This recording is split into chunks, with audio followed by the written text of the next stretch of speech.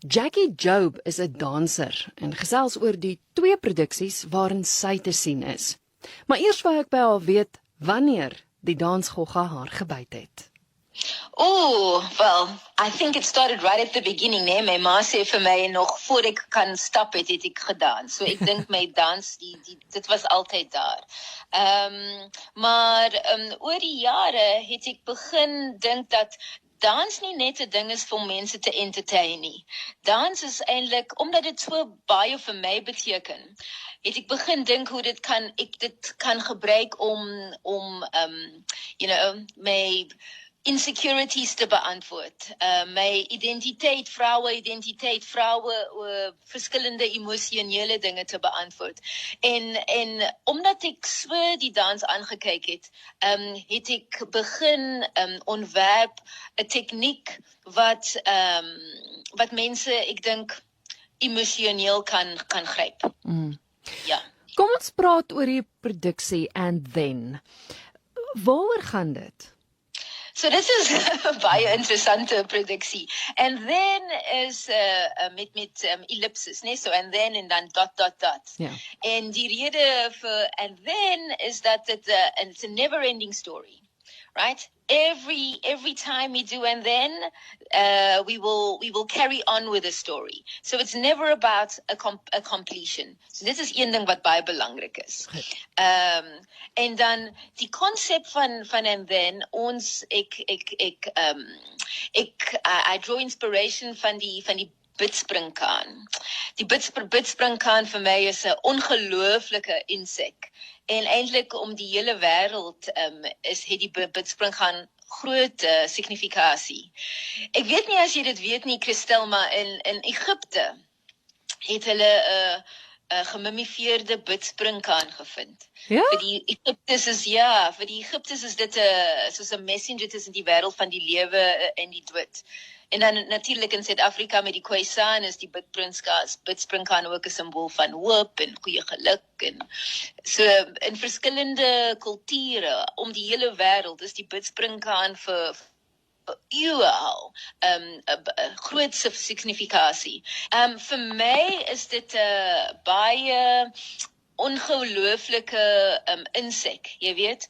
As 'n mens, dit is so klein en 'n mens sien dit nie gewoonlik nie, maar dit het wel groot signifikasie. As ek net 'n bidspringkaan beskryf, lyk dit amper asof dit senuweeagtig is, né? Dit skud so aanhoudend skud dit. Ja. Dit lyk asof dit die balans enige oomblik gaan verloor. Maar eintlik is dit redelik sterk en gekontroleerd. En dit is sterk en gekontroleerd, maar nie in die gewone stereotypiese sin van sterkte en balans nie.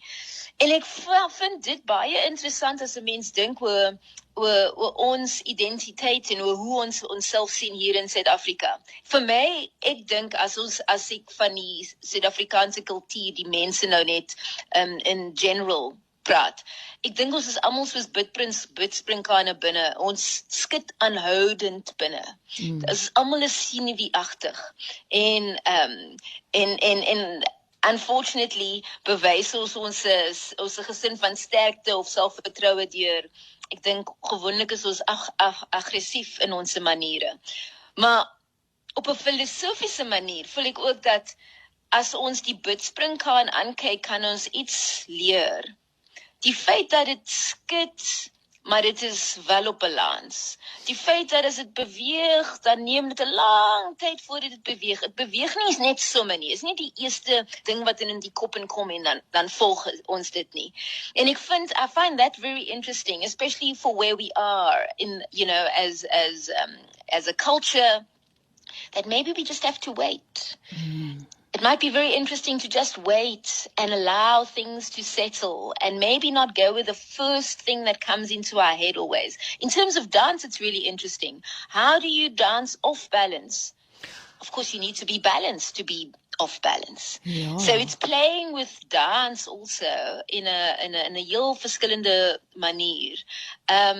So dit is geïnspireerd deur die bidspringkaan, maar ek dink one of the most popular facts that we know about die bidspringkaan is dat die vrou die man se kop afeet wanneer jy hulle meet, né?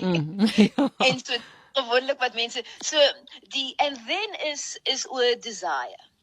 Wat beteken desire? En wat ek geleer het, toe ek nou meer research doen in die bidspringkaan. Wanneer when they are mating, it's the female is now, she's bitten off the male's head. She doesn't bite off the male's head because she's nasty. She actually bites the male's head and eats the body to sustain the mantids that she's carrying. Yep. And the male is as if he sacrifices himself for the mantids that he fathers. And once the praying mantis, the female mates and is pregnant, she doesn't eat anymore. She just stays. She hides and she waits for the mantids to be born. So that's die wonderlike ding van desire, wat ons net dink aan is nie net seksuele desire nie, but there's actually an idea about that active connection being about the future and about being what you don't see. The mantids are hidden, they're small. So it's an act about the future, en ek dink dit is baie interessant. So José en ek werk op hierdie dinge van die desire then becomes something about compassion. It's about allowing things to happen that's out of our control with kindness, with love, with a sense of connection. So dit word baie in ons bewerking is dit baie filosofies, maar natuurlik is dit 'n opvoering. Ek dans en hy speel die klavier. En ons neem mense deur soos I can say like a journey of this sense of connection where there's a need to kind of you desire each other, you desire the other, and you connect in order for something else to happen that you don't even know. And then, wat gebeur next? Wat is het volgende aan die gang? Dit is basically wat ons doen. En dis interessant wat jy nou sê, want dit is eintlik daai siklus van die bidspringkaan, en dit sluit so mooi aan by die titel, and then, it's never ending. Dis reg, dis 'n never ending story, en al die tyd is daar, there's this forward and back. We connect, we move away from each other, we back into each other again.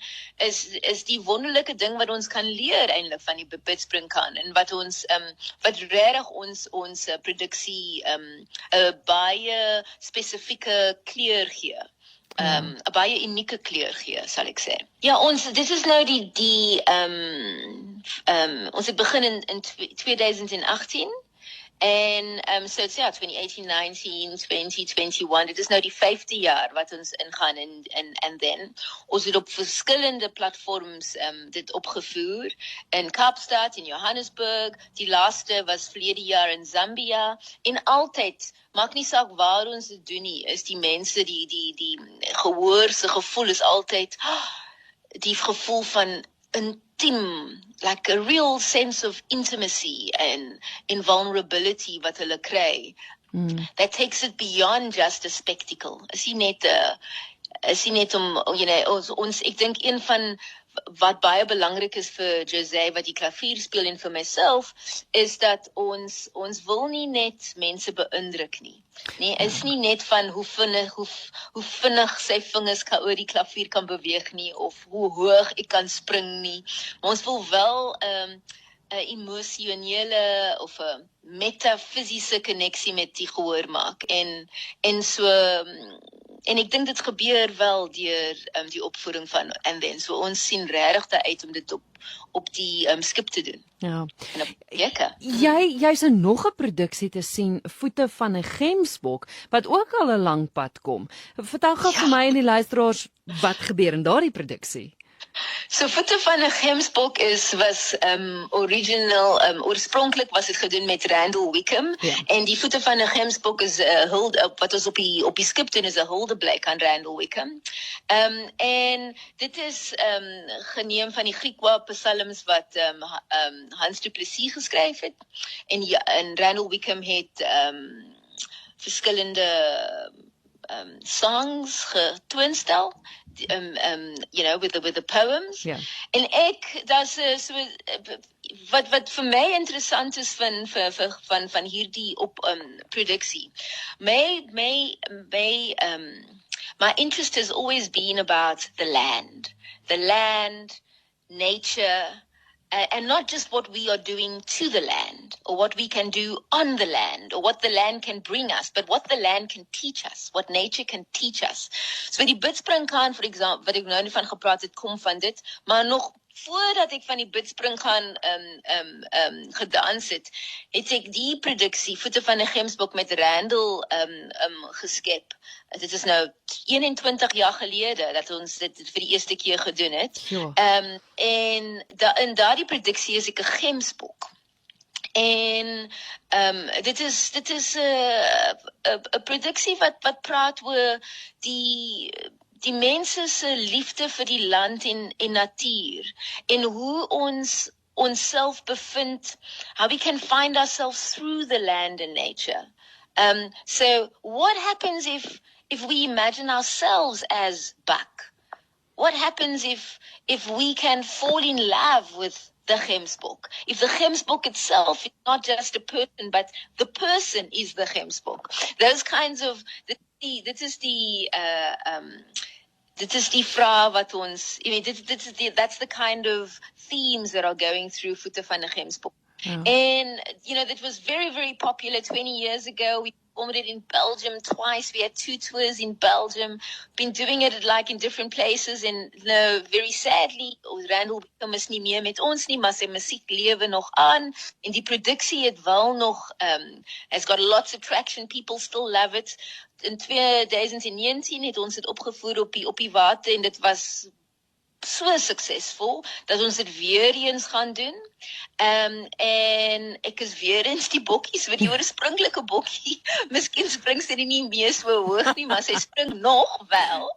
En ja. Ja, maar Jacki, ek wil juist weer vra, ekskuus ek val jou nou in die rede, maar mense wat die produksie al gesien het, so opmerkings is dikwels, jy word die bokkie. Hulle sien die bokkie. Dit sluit so aan by wat jy gesê het van, jy weet, as ons sou bok word. Die bidspringkaan ook, hoe doen jy jou navorsing? Want uit die aard van die saak moet jy daai diere baie fyn dop hou. Ja, dit is een ding om dit om baie fyn dop te hou, maar ek dink is om hulle, soos ek gesê het voorheen, it's to ask what we can learn. Goed. Not how can I imitate, but what we can learn from them. So met die bidspringkaan byvoorbeeld, wat ons probeer doen is om die grense tussen wat gewoonlik as verskillend gesien word, ons wil daardie grense ontbind. So, jy weet, we so stuck in our differences. And I behave in a particular way and you behave in a particular way. Maar regtig alles is net energie. And energie is, it's always moving. One thing is transforming the next constantly.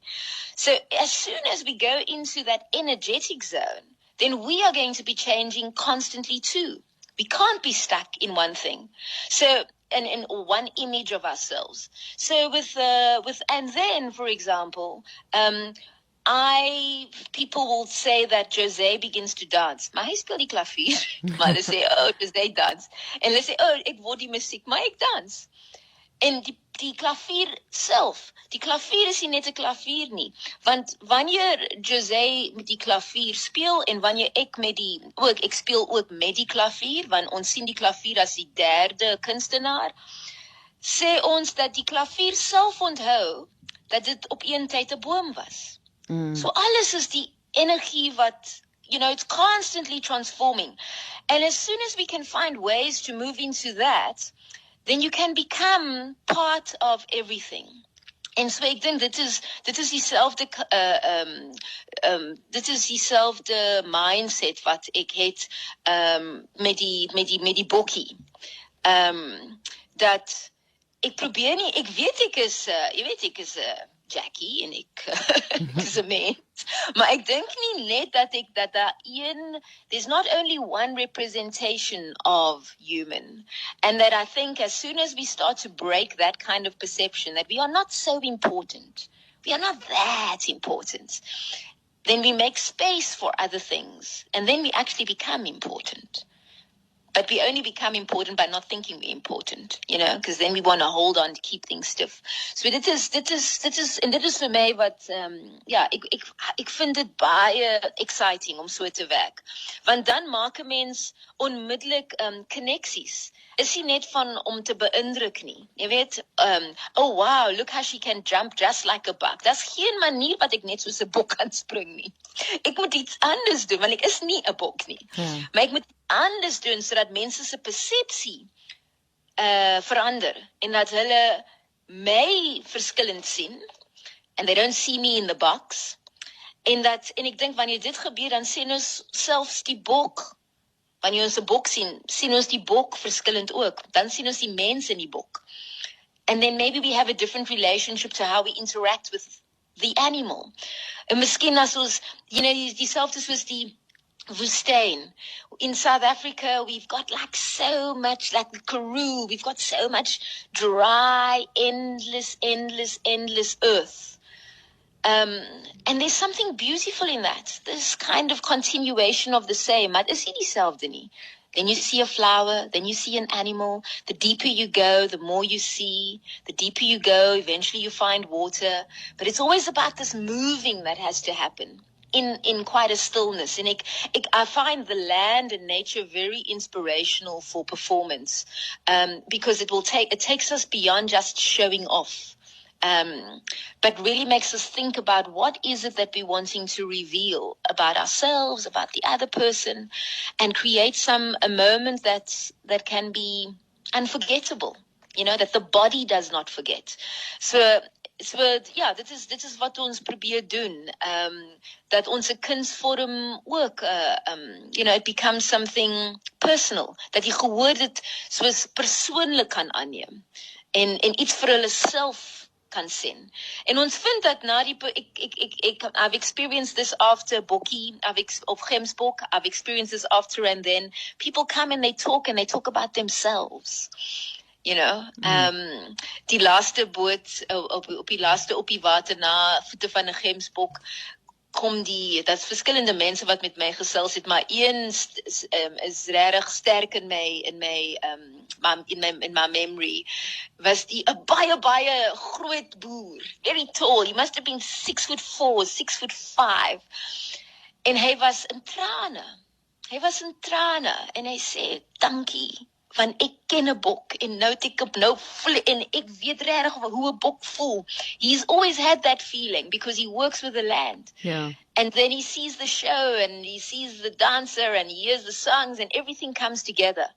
En ek dink dit is wat al twee produksies doen. It takes things beyond just the performance, but makes people realize their connection with each other and with the land that we are in, and creates a softness. We're not so hard. I think we're very hard in South Africa. We're very hard with ourselves. We're very hard with each other. It's a kind of survival mechanism. But what both these performances do, it makes people soft. And we can see that people enjoy that feeling of being soft. It just happens to them. It just happens because of how the piano is played, because of how the body is moving in a particular way, because of how the singer is singing in Voete van 'n Gemsbok. And that's what's really lovely. So al twee produksies vir my, ek dink dit it's got that in common, and it really stands out from the conventional kind of theater. Dis Webb-Joubert met wie ek gesels het oor die twee produksies waarin sy te sien is by die Oppiwater Kunstefees. Nou sy het gepraat van And Then, en dat sy saam met Jacki die produksie doen. So ek gesels nou met Jacki, want hy is ook in een van sy eie produksies te sien. Voor ons oor jou produksie gesels, wil ek net gou vra, jy speel nou by And Then, die klavier, maar ek en Jacki het nooit gepraat oor die tipe musiek